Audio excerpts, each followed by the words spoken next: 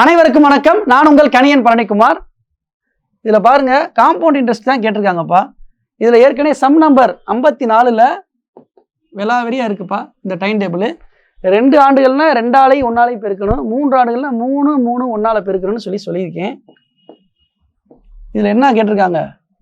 2 ஆண்டுகள், அப்போ 2 × 1 அப்படிதானப்பா. இதை போட்டுக்கோங்க, இதான் ஃபர்ஸ்ட் ஸ்டெப்பு. அதுக்கடுத்து பாருங்க, 3200ல் 2.5% எவ்வளவுன்றதை பார்க்கணும். நம்ம சிம்பிளாக 10% பாருங்களேன். 3200ல் 10% எவ்வளோ வரும்? 320 வரும். அது 10 அப்படிதானே. 5% அப்போ எவ்வளோ வரும்? அதில் பாதி 160. 5% அதில் பாதி தானது 2.5%. இது உங்களுக்கு புரியணுன்றதுக்காக சொல்கிறேன், இல்லைன்னா மனக்கணக்கிலேயே நீங்கள் போட்டுருவீங்க. இதில் 2.5% எவ்வளோ வருது? 80 ரூபா. இதை போட்டாச்சு. இதில் 2.5% ஒரு சைவரை கட் பண்ணிங்கன்னா 10 அப்படி தானப்பா. அப்புறம் 4, இதில் 4ல் பாதி என்ன வருது? 2 வருது.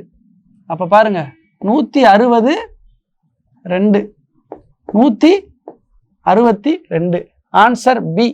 இது 2024 டிஎன்பிசியில் கேட்டிருக்காங்க. 8th நியூ புக்கில் இருக்குப்பா. இது ரொம்ப முக்கியமானது, பார்த்துக்கோங்க.